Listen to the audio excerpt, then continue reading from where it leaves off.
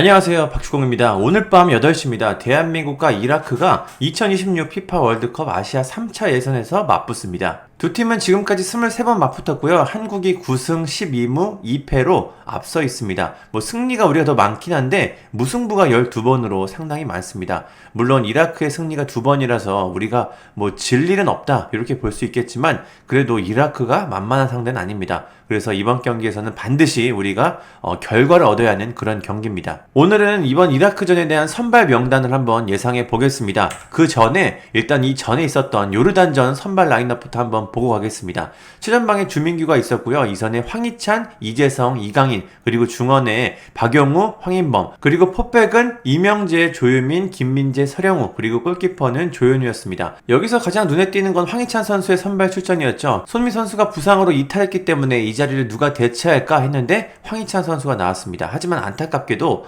부상을 당해서 빠졌고요. 여기서 엄지성 선수가 들어왔죠. 그런데 엄지성 선수도 부상을 당해서 빠졌습니다. 그래서 들어온 선수가 배준호 선수인데 배준호 선수가 상당히 좋은 모습을 보여주면서 강한 인상을 남겼습니다. 한 개의 도움을 기록했고요. 많은 팬분들이 박수를 보낼 만큼 아주 좋은 활약을 했습니다. 향후 대표팀 왼쪽 윙어 자리에 배준호 선수가 아주 좋은 자원이 될 수 있겠다 하는 걸 알려준 그런 경기였습니다. 그럼 이번 이라크전에 대한 선발을 예상해 보겠습니다. 제가 지난 요르단전에 선발 예측을 했었는데 조유민 선수 하나 빼고는 다 맞췄습니다. 저는 정승현 선수가 나올 거라고 예상을 했었는데 조유민 선수가 나왔고 아주 좋은 모습을 보여줬습니다. 그럼 이번 경기에는 얼마나 많이 맞출 수 있을지 한번 예측을 해보겠습니다. 일단 골키퍼는 조현우 선수가 선발로 나올 것으로 보입니다. 조현우 선수가 지난 경기에서 선방도 많이 보여줬고 안정적인 모습을 보여주고 있습니다. 물론 김승규 선수가 돌아왔고 원래 주전 골키퍼였지만 홍명보 감독은 조현우 선수를 조금 더 주전으로 선호하는 것 같습니다. 포백 라인도 보겠습니다. 이명재, 조유민, 김민재, 서령우 선수입니다. 수비 라인은 상당히 지난 경기에서 안정적이었죠. 서령우 선수는 한 개의 도움을 기록하면서 공격적으로도 상당히 좋은 모습을 보였습니다. 확실히 유럽에 진출한 이후에 스텝업이 된 모습을 대표팀에서도 보여준 그런 경기였습니다. 서령우 선수는 한동안 대표팀의 오른쪽 풀백 자리를 책임질 것으로 보입니다. 김민재 선수는 임시 주장이기 때문에 당연히 선발로 나와야 되고 기량적으로도 선발이 당연히 돼야 되는 선수입니다.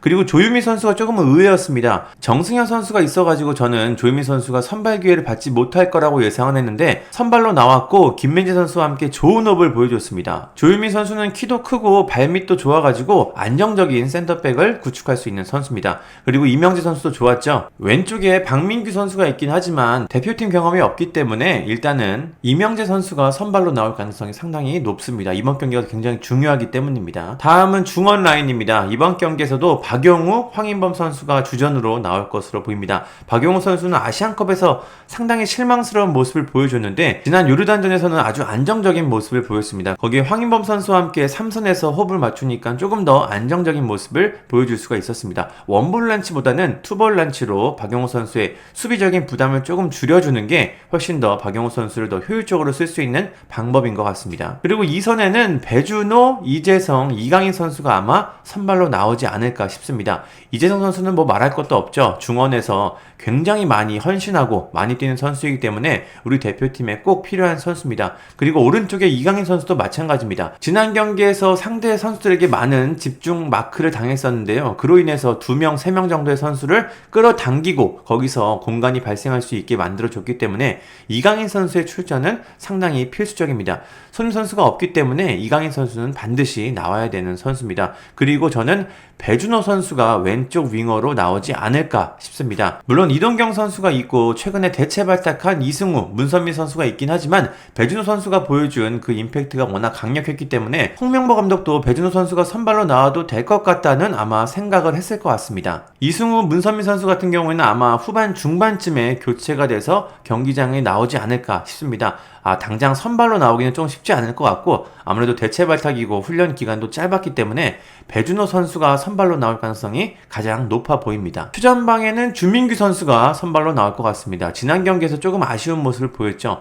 전방에서 활동량이 많이 부족했고 등지고 패스를 내주는 그런 역할도 제대로 하지 못했기 때문에 주민규 선수를 빼고 홍명보 감독은 오영규 선수를 투입했습니다. 그런데 오영규 선수가 상대가 좀 체력이 많이 빠진 상황에 들어가서 폭발적인 드리블 컨트롤 그리고 강력한 슈팅을 하면서 굉장히 인상적인 모습을 보였죠. 그로 인해서 주민규 선수가 주전 경쟁에서 좀 밀리지 않을까 싶은데 일단 홍명보 감독은 이번 경기에서는 주민규 선수를 그대로 선발로 기용할 것 같습니다. 물론 오현규, 오세훈 선수 같은 나머지 스트라이커 자원들이 있긴 하지만 이재성, 이강인, 배준 선수 같은 이선 자원이 침투할 수 있게 최전방에서 지켜주고 내주는 역할을 가장 잘할 수 있는 주민규 선수를 아마 선발로 기용할 것 같습니다. 오현규나 오세훈 선수 같은 경우에는 아마 후반에 교체로 나와서 좋은 인상을 남길 것 같습니다. 주민규 선수 본인에게도 이번 경기가 상당히 중요한데요. 계속해서 득점을 기록해야 다가오는 북중미 월드컵에 대한 출전 가능성을 높일 수가 있는데 나이가 적지 않기 때문에 계속해서 좋은 모습을 보여줘야 합니다. 아무튼 주민규 선수가 이번에는 선발로 나올 것 같고 오현규, 오세훈 선수는 교체로 나올 것 같다. 이게 제 예측입니다. 다시 한번 보면은 최전방에 주민규, 이선에 배준호, 이재성, 이강인, 중원에는 박용우, 황인범, 포백은 이명재, 조유민, 김민재, 서령우 그리고 조윤우 선수가 선발로 나올 것 같습니다. 그렇다면 우리 모두가 기대하고 있는 이승우 선수는 아마 경기에 나올 수 있을까요? 일단 이승우 선수는 이번에 5년 4개월 만에 대표팀에 돌아왔습니다. 수원FC 전북현대에서 좋은 모습을 보여주고 있는데 계속해서 대표팀과는 인연이 없었습니다. 사실 수원FC에 있을 때는 폼이 상당히 좋아가지고 대표팀에 뽑힐만 한데 라는 생각이 들었는데 대표팀에 오진 못했습니다. 아무래도 대표팀의 이선이 워낙 치열하기 때문이죠. 손흥민, 황희찬, 이강인, 이재성 이런 선수들, 여기 이제 홍현서 그리고 정우영 이런 선수까지 있기 때문에 이제는 배준호, 엄지성 이런 선수까지 포함됐죠. 이선이 굉장히 짱짱합니다. 여기에 이제 이승우 선수가 가세해서 주전 경쟁을 펼쳐야 되는데 일단 대표팀에 오는 것 자체가 어려웠습니다. 그런데 이번에 드디어 5년 4개월 만에 돌아왔는데요. 이승우 선수를 기대하는 팬들이 상당히 많습니다. 연령별 대표팀에서 보여준 강력한 임팩트 때문이죠. 이승우 선수가 A 대표팀에 와서도 좋은 모습을 보여주고 이승우 선수는 분명히 축구를 잘하는 선수고 가진 재능이 뛰어난 선수입니다. 이승우 선수가 이번 소집에서 그 모습을 보여주기를 한번 기대해 보겠습니다. 현재 우리나라의 조 상황부터 보겠습니다. B조 상황인데요. 대한민국이 1위에 있는데 2위가 이라크에 있습니다. 이번엔 대한민국과 이라크가 맞붙습니다. 그런데 보시면 승점이 양팀 모두 7점으로 같습니다. 득실차에서 한국이 플러스 4로 앞서고 있는데요. 이번 경기가 B조 선두 결정전 이렇게 보시면 될 것 같습니다. 그리고 3, 4위에는 요르단과 오만이 있습니다. 그리고 5, 6위에는 쿠웨이트와 팔레스타인이 있는데 5, 6위는 탈락이고요. 3, 4위는 4차 예선 진출, 1, 2위가 이제 북중미 월드컵 본선 진출입니다. 우리는 3차 예선에서 1등 혹은 2등이 돼가지고 본선에 바로 직행하는 게 최고의 시나리오입니다. 만약에 3, 4위로 떨어져서 4차 예선에 간다고 하면은 경기 일정도 늘어나고 상당히 피곤해집니다. 4차 예선은 3, 4위 팀, 각조 3, 4위 팀씩 총 6팀이 모여가지고 3팀씩 2조를 나눕니다. 거기에 이제 조 1위 팀이 본선에 직행하고요. 2위 팀끼리 플레이오프를 치러가지고 대륙간 플레이오프에 진출할 팀을 가립니다.